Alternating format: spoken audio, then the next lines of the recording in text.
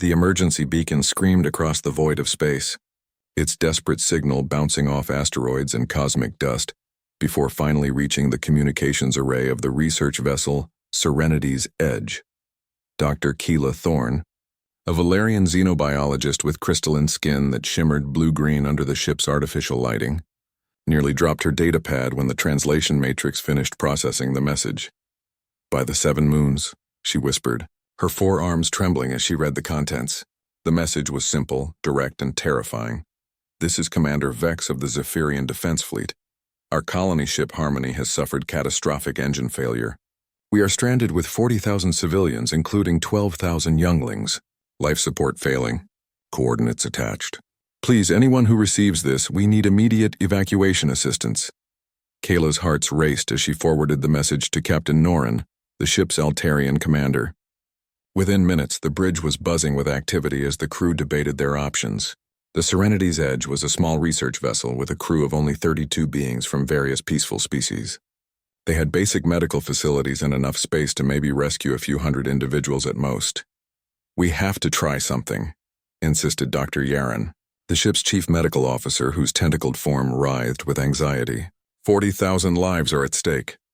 Captain Norin's 6 eyes blinked in sequence, a sign of deep contemplation among his people. "Our cargo holds could be converted to temporary life support, but even then we might save 1,000 at most. And that's assuming their ship doesn't break apart before we arrive." The navigation officer, a tall, ethereal being from the luminous cluster, spoke up from her station. "Captain, I've plotted the course to their coordinates. At maximum speed, we're looking at 18 standard hours to reach them. According to their beacon, they have maybe 22 hours of life support remaining." Kayla studied the data streaming from the distress beacon. The Zephyrians were known throughout the galaxy as master gardeners and artists, a gentle species that had turned dozens of barren worlds into lush paradises. They were pacifists by nature, having abandoned warfare centuries ago in favor of cultivation and creation. The thought of so many innocents dying in the cold vacuum of space made her physically ill. "Wait," she said suddenly, her scientific mind catching something the others had missed. "Look at their location. They're in the Sol sector." Uncomfortable silence fell over the bridge. Every spacefaring species knew about the Sol sector, though most avoided it entirely. It was home to the humans, a species that had only recently achieved faster-than-light travel, but had already gained a fearsome reputation throughout the galaxy. "The Deathworlders," Captain Norin murmured, using the common term for humans among galactic civilizations. Humans came from a planet so hostile that most species considered it uninhabitable. They had evolved in an environment of extreme weather, dangerous predators, and natural disasters that would kill most other beings within hours. Worse yet, they seemed to thrive on conflict and had turned warfare into an art form. Their homeworld was a Class 12 death world according to galactic standards. Yet these creatures not only survived there, but had somehow managed to develop space travel in record time. "Perhaps," Dr. Yaren suggested hesitantly, "we should contact the human authorities. They have ships in that sector." "Are you insane?" the navigation officer exclaimed, her luminous form flickering with distress. "Everyone knows humans are violent predators. They'll probably enslave the survivors or worse." Kayla had spent years studying xenobiology, and humans had always fascinated her from a scientific perspective. They were biological impossibilities, creatures that should have died out eons ago but instead had become apex predators on their nightmarish world. Their military technology was crude but devastatingly effective, and their ships were built like flying fortresses. "We don't have a choice," Captain Norin said finally. "Even if we stripped our ship of everything non-essential, we couldn't save more than a fraction of them. The humans are the only ones with vessels large enough and close enough to mount a proper rescue operation." The communications officer, a small, fuzzy creature from the Harmony worlds, looked up nervously. "I have the frequency for the Human Colonial Defense Network. Should I send them the distress signal?" Everyone on the bridge seemed to hold their breath. In all of galactic history, no one had ever voluntarily asked the humans for help.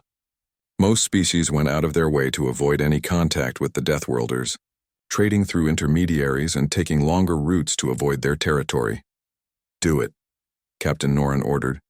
The message was transmitted on standard galactic frequencies, along with the Zephyrian distress signal, They included their own ship's identification and a brief explanation of the situation. Then came the waiting. For nearly an hour, there was no response. Some of the crew began to hope that maybe the humans hadn't received the message, or perhaps they weren't interested in helping alien species. But then the communications array lit up with an incoming transmission. The voice that came through the speakers was rough, gravelly, and spoke in heavily accented Galactic Standard.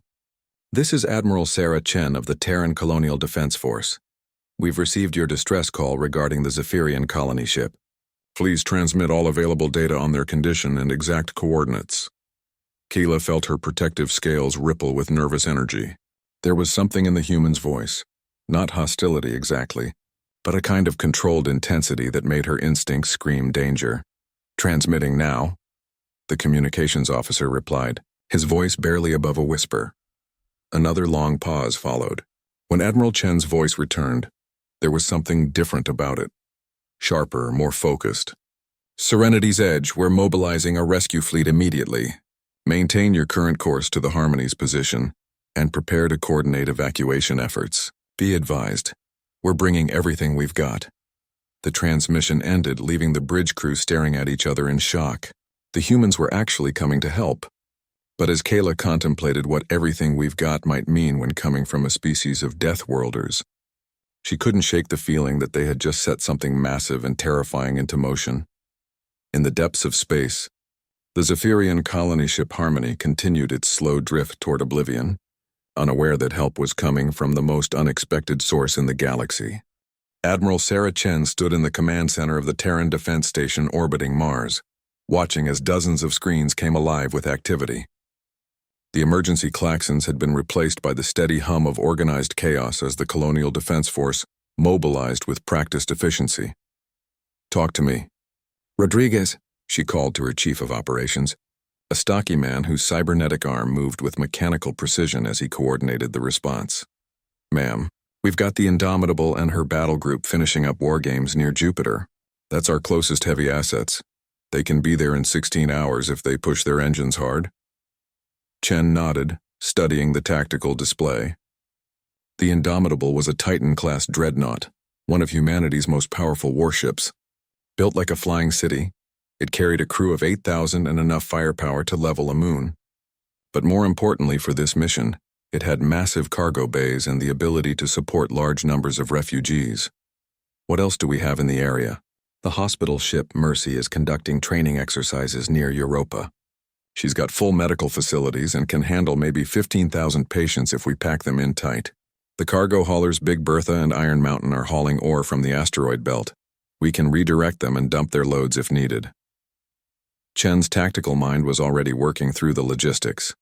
40,000 aliens needed immediate evacuation, medical attention, and temporary housing. It was exactly the kind of impossible mission that humanity seemed to specialize in. "Get me a direct line to Captain Morrison on the Indomitable," she ordered. Within seconds, the grizzled face of Captain James Morrison appeared on her main screen. Behind him, she could see the bridge of his ship buzzing with activity. "Admiral, we got your flash message. My crews are already prepping the cargo bays for refugee transport." "How bad is it?" 40,000 civilians, Jim. Mostly families with children. Their life support is failing and they've got maybe 20 hours before things get critical." Morrison's expression grew grim. Like most humans who had grown up on colony worlds, he had a soft spot for families trying to make new lives in the hostile environment of space. "We'll get them out, Admiral. All of them. I know you will. But Jim, these aren't humans we're talking about. They're Zephyrians, you know, the garden builders. They're probably going to be terrified when they see us coming." Morrison's weathered face cracked into a slight smile. "Then we'll just have to be extra gentle, won't we?" Across the solar system, the human fleet began moving with the coordinated precision of a well-oiled machine. The Indomitable and her escort ships fired their engines, accelerating toward the edge of the system at speeds that would have impressed most galactic civilizations. The hospital ship Mercy, painted white with prominent red crosses, began converting her training wards into emergency refugee centers. Meanwhile, on the cargo haulers, crews worked frantically to dump their loads and install temporary life support systems. Asteroid miners, tough men and women who spent months in the void extracting resources, volunteered to help with the evacuation effort. They knew what it was like to be stranded in space with failing systems, Back on the Serenity's edge, Dr. Keela Thorne monitored the human communications channels with growing amazement. She had expected the Deathworlders to send perhaps one ship, maybe two if they were feeling generous. Instead, they seemed to be mobilizing their entire local fleet. "Captain," she called to Norin, "you need to see this. The humans aren't just sending a rescue ship, they're sending an entire battle group." Captain Norin's 6 eyes focused on her display, his expression growing increasingly troubled as he read the intercepted communications. "A dreadnought? Hospital ships? Combat escorts? What kind of rescue operation requires that much firepower?" None of them could understand the human response. In their experience, rescue operations were handled by small, specialized vessels with medical facilities and refugee transport capabilities. The idea of sending warships to evacuate civilians seemed not just excessive, but potentially threatening. Dr. Yaran's tentacles writhed with anxiety. Maybe they're not coming to rescue the Zephyrians at all. Maybe they see this as an opportunity to capture a colony ship full of slaves. The possibility sent chills through the crew. Slavery had been abolished in most civilized parts of the galaxy for millennia, but humans were newcomers who might not share those values. Their reputation as aggressive predators did nothing to dispel such fears. "We should warn the Zephyrians," the navigation officer suggested. "Tell them what's coming so they can prepare." But Kayla found herself studying the human communication patterns more closely. There was something about their coordination, their urgency that didn't match the behavior of predators stalking prey. These humans were moving with the desperate efficiency of beings who understood exactly what it meant to be stranded in space with time running out. "No," she said slowly. "I don't think they're coming to harm the Zephyrians. Look at the medical preparations they're making. No one converts cargo holds to refugee centers if they're planning to enslave people." Hours passed as both ships raced toward the coordinates of the failing Zephyrian vessel. The Serenity's Edge maintained its course while monitoring human communications, trying to understand the mindset of these strange Deathworlders who seemed to be treating a rescue operation like a military campaign. On the Indomitable, Captain Morrison stood in the primary cargo bay, now converted into a massive refugee center. Thousands of emergency bunks had been installed, along with portable life support systems and basic sanitation facilities. It wasn't comfortable, but it could keep people alive. "Sir," called his chief medical officer, Dr. Patricia Voss, "we've got a problem. We don't know anything about Zephyrian biology. What if our life support isn't compatible? What if we accidentally poison them with our atmosphere?" Morrison was quiet for a moment, considering the problem. Then he opened a communication channel to the alien research vessel that had first reported the emergency. "Serenity's Edge. This is Captain Morrison of the Terran ship Indomitable. We need to talk." On the alien ship, the crew froze as the communication came through. The human captain's voice was deep and authoritative, carrying the unmistakable tone of someone accustomed to command. "This is Captain Norin of the Serenity's Edge," came the careful reply. "Captain, we're going to need your help with the evacuation. We don't know enough about Zephyrian biology to ensure their safety aboard our ships. Can you provide us with medical data and life support requirements?" The request caught the alien crew off guard. They had expected demands or threats from the Deathworlders, not requests for assistance to ensure the refugees' well-being. Dr. Keela quickly compiled the necessary data and transmitted it to the human fleet. Within minutes, she received confirmation that the humans were adjusting their life support systems and medical preparations based on her information. As the two fleets converged on the coordinates of the dying colony ship, none of them could have predicted how this first contact between humanity and the wider galactic community would change everything. The Zephyrians were about to discover that sometimes, when death itself comes knocking, the only thing that can save you is something even more dangerous. The colony ship Harmony drifted helplessly through space, its once beautiful gardens now withering in the failing life support systems. Commander Vex, a tall Zephyrian with bark-like skin and leaves that had begun to curl from stress, stood in the ship's emergency command center watching his people slowly die. "Sir," reported his communications officer, her usually vibrant green coloring now dull with exhaustion, "we're receiving multiple signals approaching our position. The energy signatures are massive." Vex turned to study the sensor readings, his two hearts sinking as he recognized the patterns. These weren't the gentle emissions of typical rescue vessels or medical ships.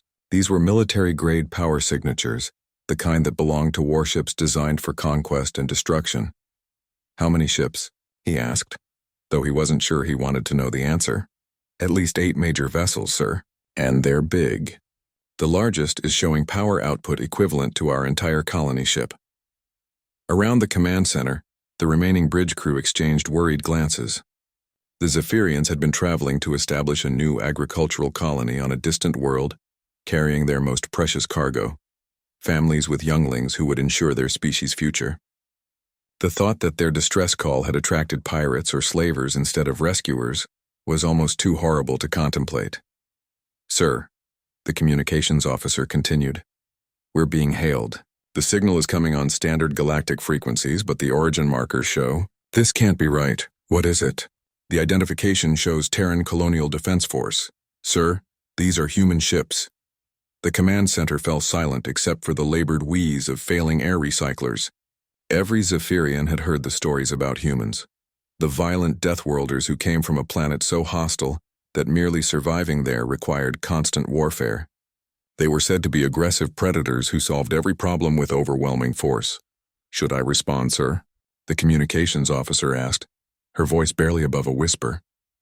Commander Vex closed his eyes, feeling the weight of 40,000 lives on his shoulders. They were going to die anyway if no one helped them. At least this way, maybe some of his people might survive, even if as slaves or prisoners. "Open the channel," he said. The voice that came through their speakers was surprisingly clear, speaking accented but understandable galactic standard. "Colony Ship Harmony, this is Captain James Morrison of the Terran vessel Indomitable. We received your distress call and are here to provide emergency evacuation assistance." Vex's leaves rustled with confusion. The human had said assistance, not surrender or prepare to be boarded. "Captain Morrison," Vex replied carefully, "this is Commander Vex. We appreciate your response to our distress call. However, I must inform you that we have 40,000 civilians aboard, including many younglings. Our life support systems are failing rapidly." "Understood, Commander. We're prepared to begin immediate evacuation procedures. We have multiple ships equipped for refugee transport and full medical facilities standing by. Can you provide us with your current life support status and the most critical areas that need priority evacuation?" Somewhere in the back of Vex's mind, a small voice whispered that this was too good to be true. Humans were supposed to be monsters, not rescuers. But as he looked around at his dying ship and remembered the younglings in the lower decks who were already showing signs of oxygen deprivation, he decided that even monsters were better than certain death. "Captain Morrison, our main life support failed 6 hours ago. We're running on emergency backup systems that will last maybe 12 more hours. The nursery levels are already showing dangerous atmospheric readings." "Copy that, Commander. We're moving the hospital ship Mercy into position now. She'll take your medical cases and younglings first. The Indomitable will dock with your main passenger sections. We also have cargo haulers standing by for overflow." As Vex coordinated with the human fleet, he found himself increasingly puzzled by their behavior. Captain Morrison spoke with the calm efficiency of someone who had done this many times before, asking detailed questions about Zephyrian biology and atmospheric requirements. Dr. Voss, the human chief medical officer, even requested samples of their food supplies to ensure they could provide proper nutrition during the evacuation. The first shock came when the hospital ship Mercy moved into docking position. Through the viewports, Vex could see the massive vessel, easily 3 times the size of most ships he'd ever encountered. But what surprised him wasn't its size, but its appearance. The ship was painted brilliant white with large red crosses, universal symbols of medical aid that even Zephyrians recognized. "Commander," reported his docking officer, "the human ship is requesting permission to extend their docking tube. Their medical teams are standing by to begin emergency treatment of our critical cases." Vex nodded, and within minutes he heard the distinctive sound of ships connecting. Then came something he hadn't expected, the gentle hiss of atmosphere being carefully balanced between the 2 vessels. The humans were taking every precaution to ensure the safety of his people. The first human through the airlock was Dr. Patricia Voss, a middle-aged woman wearing pristine medical whites and carrying what was obviously advanced medical equipment.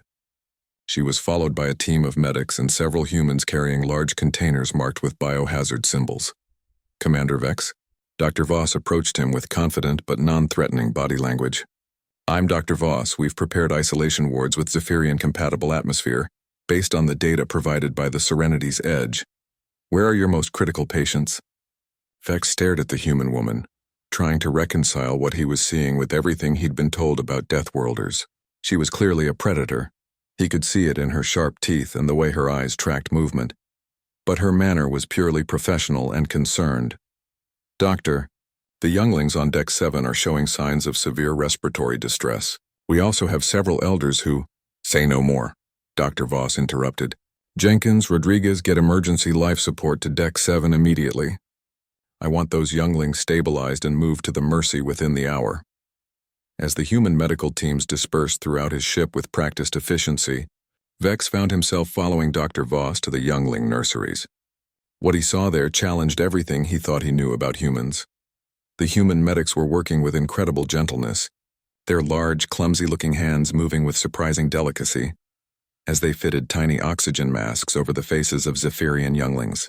One of the medics, a giant of a man who looked like he could crush a Zephyrian with his bare hands, was quietly singing some sort of human lullaby to calm a frightened youngling while administering treatment. Your people, Vex said to Dr. Voss. They're being very careful with our young. Dr. Voss looked at him with an expression he couldn't quite read. Commander, I don't know what you've heard about humans, but we don't hurt children. Ever. That's one rule we never break. As evacuation operations continued throughout the ship, Vex began to see a side of humanity that no one in the galaxy suspected existed. These Deathworlders, these violent predators from a nightmare world, were risking their own lives to save complete strangers. They worked with military precision, but their goal wasn't conquest or destruction. It was preservation of life. The real revelation came when Captain Morrison himself arrived aboard the Harmony. The human captain was exactly what Vex had expected. Tall, powerfully built with scars that spoke of violence and conflict. But when he spoke to the frightened Zephyrian families being evacuated, his voice was gentle and reassuring. Don't worry, Morrison told an elderly Zephyrian who was terrified of boarding the human ship. We're taking you somewhere safe. My crew will take good care of you. As the last of the critical cases were moved to the human vessels, Vex realized that everything the galaxy thought it knew about humans was wrong. They weren't mindless killers or cruel slavers. They were something far more dangerous and far more wonderful. They were protectors who had turned their capacity for violence into a tool for preserving life. But he also sensed that beneath their gentle efficiency lay something that truly was terrifying. A barely contained fury at the universe for allowing innocents to suffer. These humans hadn't just come to rescue his people. They had come prepared for war against death itself.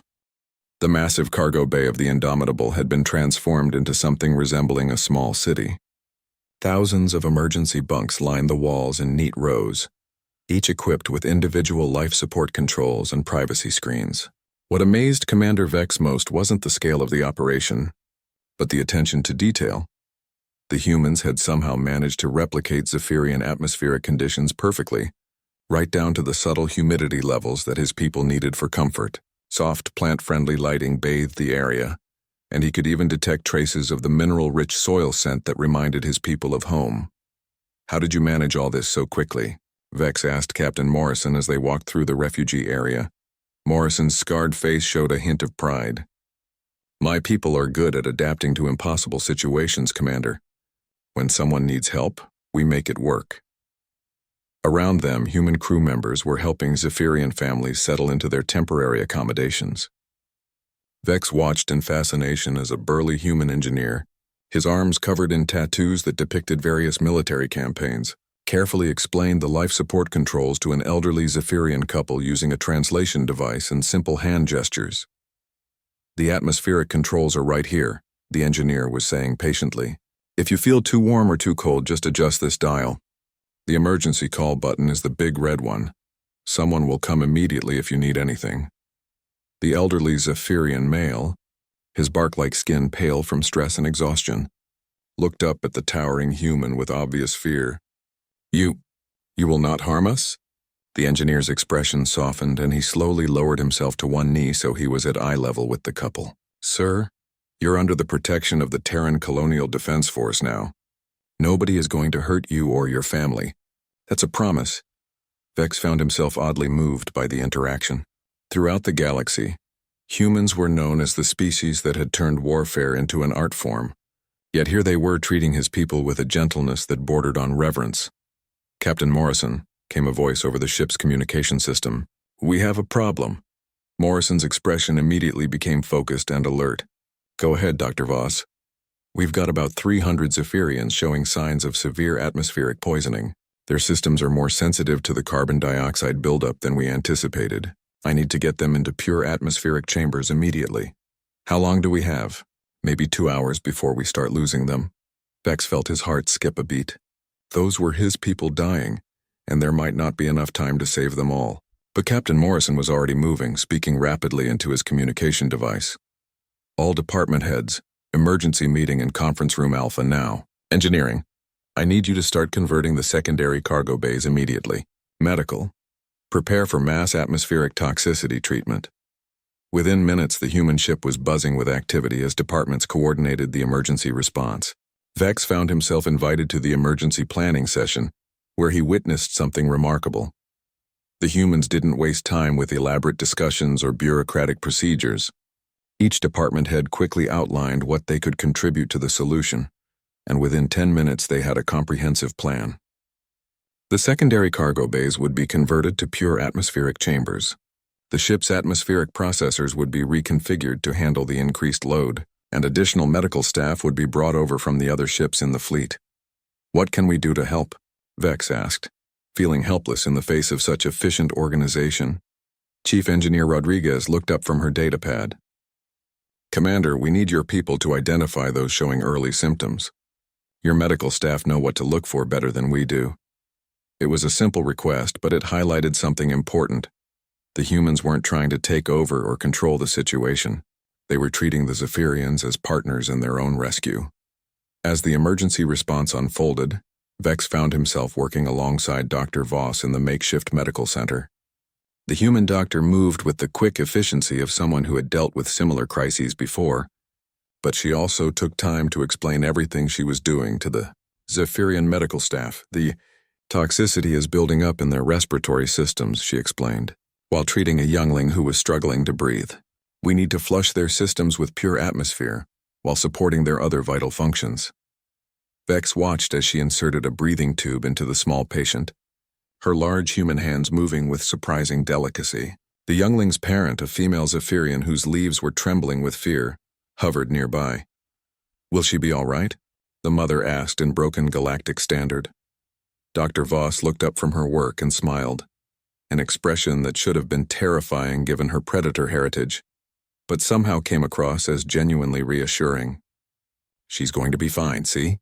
Her coloring is already improving. She just needs some clean air and rest." As if to prove the doctor's point, the youngling's skin began to show healthier green tones, and her breathing became easier. The mother's relief was visible as her own leaves stopped trembling. "Thank you," the mother whispered. "Thank you for saving my daughter." Dr. Voss gently touched the mother's arm, a gesture that among Zephyrians indicated deep respect and friendship. "That's what we're here for." Hours passed as the human fleet worked tirelessly to accommodate all 40,000 refugees. The Mercy handled the medical cases, the Indomitable housed the majority of families, and the converted cargo haulers took the overflow. Every human ship in the fleet had been modified to support Zephyrian life requirements. But what impressed Vex most wasn't the humans' technical capabilities. It was their attitude. Despite the enormous strain of supporting 40,000 additional beings, he didn't hear a single complaint from any human crew member. They worked extra shifts, gave up their own recreational spaces, and shared their food supplies without hesitation. During a brief break in the emergency operations, Vex found himself in the Indomitable's observation deck with Captain Morrison. Through the massive windows they could see the dying hulk of the Harmony, its lights fading as the last of its power reserves failed. "Your people did the right thing sending that distress call," Morrison said quietly. "No one should have to die alone in the dark. Captain, I must ask, why are you helping us? From what we've heard about humans, this kind of generosity isn't typical behavior for your species." Morrison was quiet for a long moment, staring out at the stars. "Commander, let me tell you something about humans. We come from a world that tried to kill us every single day. Earthquakes, storms, predators, diseases. Our home planet threw everything it had at us. You know how we survived? Vex shook his head. We learned to take care of each other. Every human alive today is descended from people who refused to let their neighbors die when they could do something about it. It's not just what we do, it's who we are. As if to emphasize his point, Morrison gestured toward the refugee areas where human crew members were still working around the clock to ensure the comfort and safety of their Zephyrian guests. Besides, Morrison added with a slight smile, my grandmother always said that the measure of a civilization isn't how it treats its own people, but how it treats strangers who can't do anything for them in return. Vex looked out at the human fleet surrounding them, massive warships that had been converted into rescue vessels, military personnel who had become caregivers, and an entire civilization that had dropped everything to save people they'd never met. For the first time since the crisis began, Vex allowed himself to believe that not only would his people survive, but they had just encountered something remarkable in the galaxy, a species of warriors who fought against suffering itself. But in the back of his mind, a question remained. If humans were capable of such incredible compassion, what terrible fury awaited anyone who threatened the innocent under their protection? The rescue operation was entering its final phase, when the sensors aboard the Indomitable detected new contacts approaching their position. Lieutenant Sarah Kim, the human ship's sensor operator, frowned at her displays as she tried to identify the incoming vessels. Captain Morrison to the bridge, she announced over the ship's communication system. We have unknown contacts approaching our position. Morrison arrived within minutes, still wearing his work uniform from helping with refugee accommodations. What do we have, Lieutenant? 5 ships, sir. Configuration suggests they're hegemony vessels. Looks like a standard raiding flotilla. They're moving fast and they're not responding to our hails. Commander Vex, who had been coordinating with the human medical teams, felt his blood run cold when he heard the word hegemony. The Sarkarian hegemony was exactly the kind of threat that peaceful species, like the Zephyrians, feared most, a militaristic empire that viewed other species as resources to be exploited. Captain, Vex said urgently, the hegemony are slavers. If they find us here with our people defenseless, Morrison's expression hardened, and for the first time since the rescue began, Vex saw something in the human captain's eyes that reminded him why his species was considered dangerous. How long until they reach us, Lieutenant? At their current speed, maybe 40 minutes, sir. Morrison activated his communication system, opening channels to his entire fleet. All vessels, this is Morrison. We have hostile contacts approaching. Battle stations. Prep the refugees for emergency acceleration and possible combat maneuvering. The transformation that occurred throughout the human fleet was startling. Within minutes, the same crew members who had been gently caring for Zephyrian younglings were now manning weapon systems and preparing for battle. The ships themselves seemed to change character, their peaceful rescue configuration shifting to reveal the lethal warships they had always been underneath.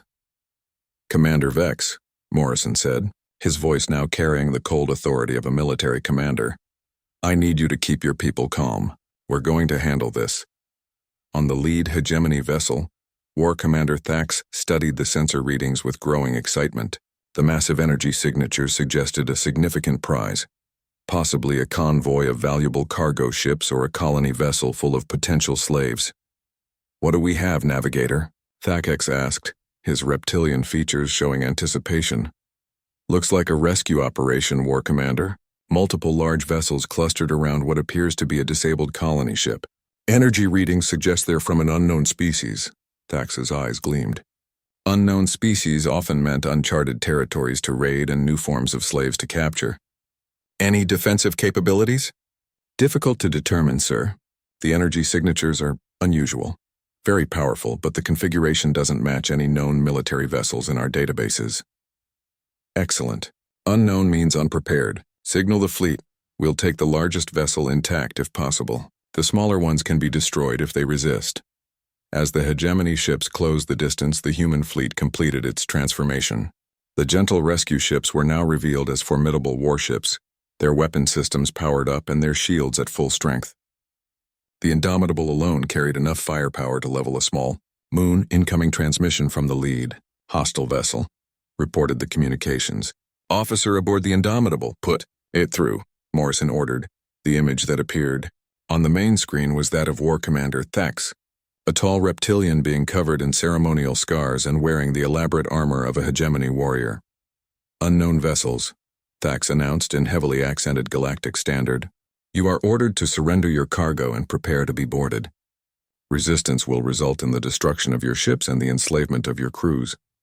Morrison stepped forward, and Vex noticed that the human captain seemed to grow larger and more intimidating as he faced the alien threat. When Morrison spoke, his voice carried a quiet menace that made Vex's protective instincts scream warnings. This is Captain James Morrison of the Terran Colonial Defense Force. You are interfering with a humanitarian rescue operation. Turn around and leave immediately or face the consequences. Thax laughed, a harsh sound that conveyed contempt and amusement. Terran, I have never heard of this species. You are clearly primitives who do not understand your situation. Surrender now and perhaps some of your people will be allowed to live as slaves. The change in Morrison's expression was subtle, but terrifying. Vex had seen predators before, but this was something different. Controlled rage that promised violence beyond anything the Zephyrian could imagine. Last warning, Morrison said quietly. Leave now. I think not, Thax replied. Attack formation. Take their ships. The hegemony vessels opened fire first, their plasma weapons lancing out toward the human fleet. What happened next would be remembered in galactic history as the moment the universe learned what humans were truly capable of. The human ships didn't just return fire, they unleashed hell itself. The Indomitable's main batteries spoke with voices of thunder, sending streams of accelerated particles that punched through hegemony shields like they were made of paper. The escort vessels added their own firepower, creating a web of destruction that lit up space for millions of kilometers. But what shocked Vex most wasn't the sheer power of the human weapons. It was the precision. Every shot was calculated to disable rather than destroy, targeting engines and weapon systems while carefully avoiding crew areas. Even in their fury, the humans were trying to minimize casualties. The lead hegemony ship, Thax's flagship, found itself crippled within the first 30 seconds of combat. Its engines were gone, its weapons disabled, and its shields completely overwhelmed. The other 4 ships of the raiding flotilla were in similar condition, drifting helplessly as their crews tried to comprehend what had just happened. Hegemony vessels. Morrison's voice cut through the static of damaged communication systems. You are now prisoners of the Terran Colonial Defense Force.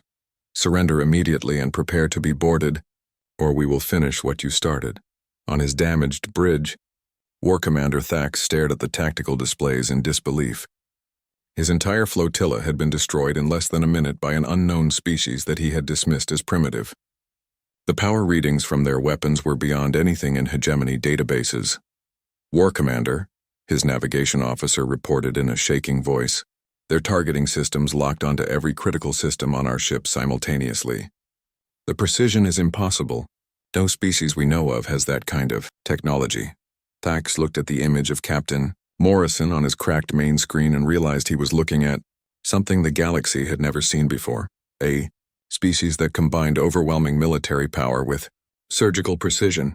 These humans could have easily destroyed his entire fleet, but they had chosen to capture it instead. We surrender, Thax managed to say. Morrison nodded coldly. Smart choice. You're going to stay right where you are while we finish evacuating the refugees. Then we're going to have a long conversation about hegemony activities in this sector. As human boarding parties secured the disabled hegemony ships, Vex found himself standing next to Morrison on the bridge. Watching the operation unfold, Captain, Vex said quietly. That was necessary, Morrison finished. Nobody threatens innocence while we're around.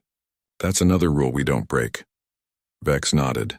But privately, he was beginning to understand something that would change how the galaxy viewed humanity forever.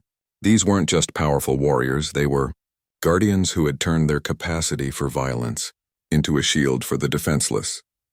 The Sarkarian hegemony had just learned what many others would soon discover.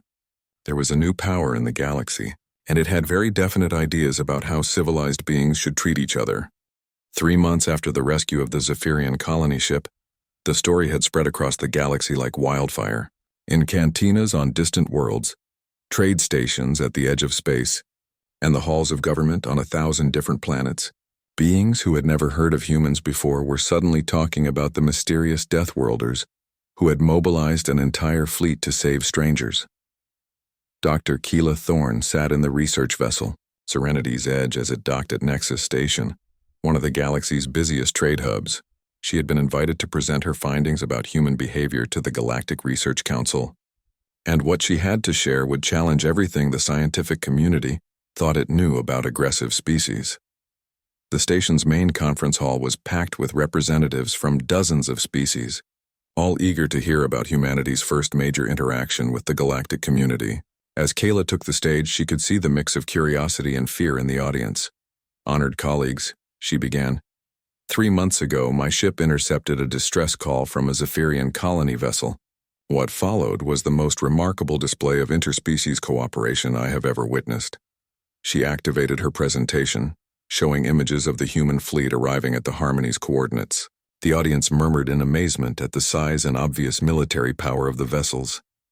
As you can see, the humans responded to a simple distress call with what can only be described as overwhelming force. 8 major warships, including a Dreadnought-class vessel capable of planetary bombardment, converged on the location within 18 hours. Ambassador Threll, a dignified Altarian with 6 eyes and ceremonial robes, raised a hand. "Dr. Thorne, surely such a response indicates aggressive intentions. No peaceful species mobilizes that much military power for a rescue operation." Kayla smiled, remembering her own initial fears. "That's exactly what we thought, Ambassador. But observe what they actually did with that power." The next series of images showed the human fleet's conversion to refugee support, the careful medical preparations, and the gentle treatment of the Zephyrian civilians. The audience fell silent as they watched footage of human soldiers carefully carrying Zephyrian younglings to safety. The humans didn't just rescue the 40,000 Zephyrians, Kayla continued.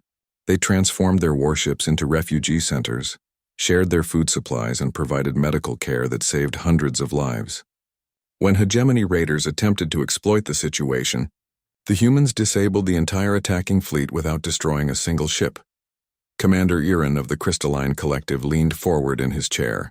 "The implications are significant. Are you suggesting that humans use military force as a tool for protection rather than conquest?" "More than that," Kayla replied. "After studying their behavior patterns and interviewing survivors, I've reached a startling conclusion. Humans appear to have weaponized compassion itself."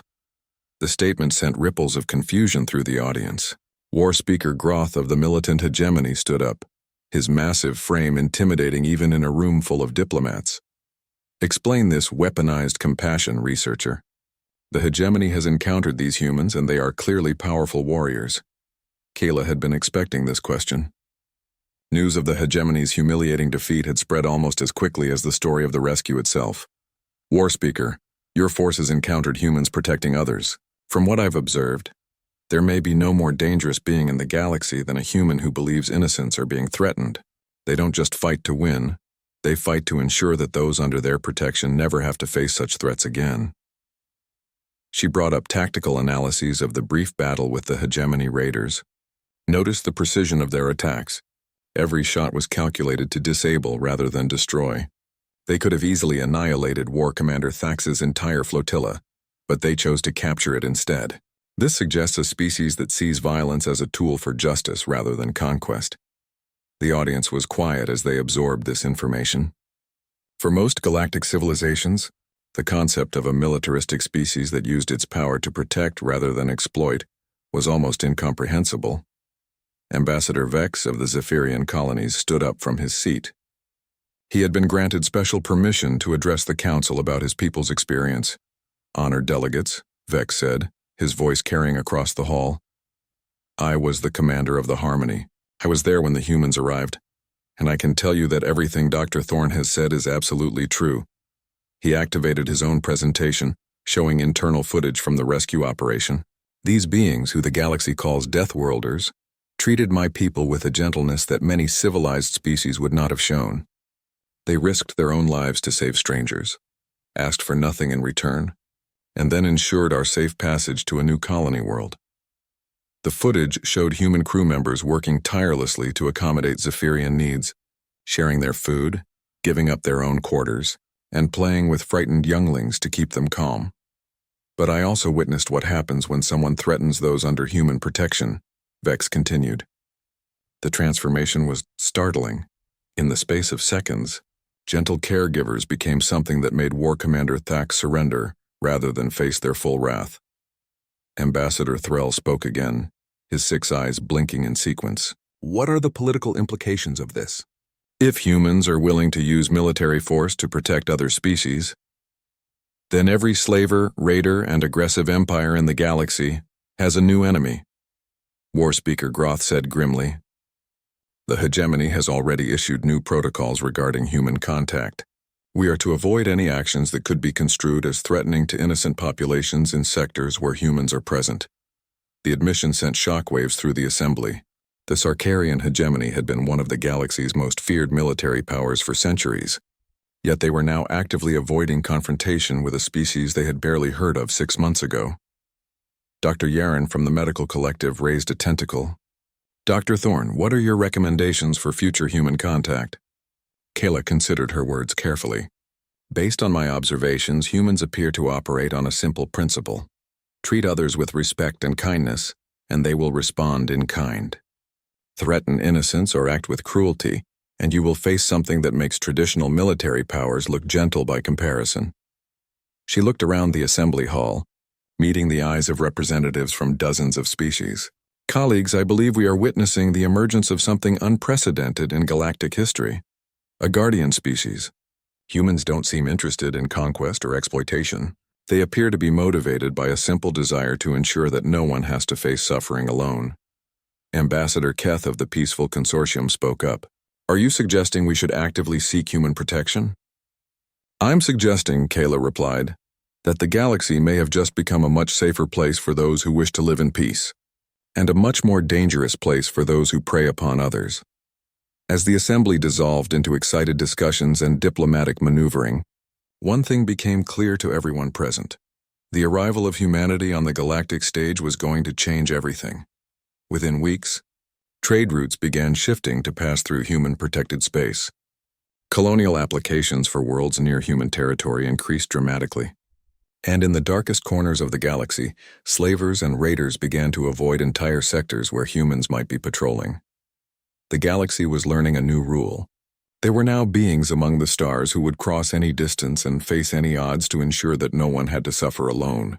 And for those who would harm the innocent, there was nowhere to hide from the fury of the protectors from the death world called Earth.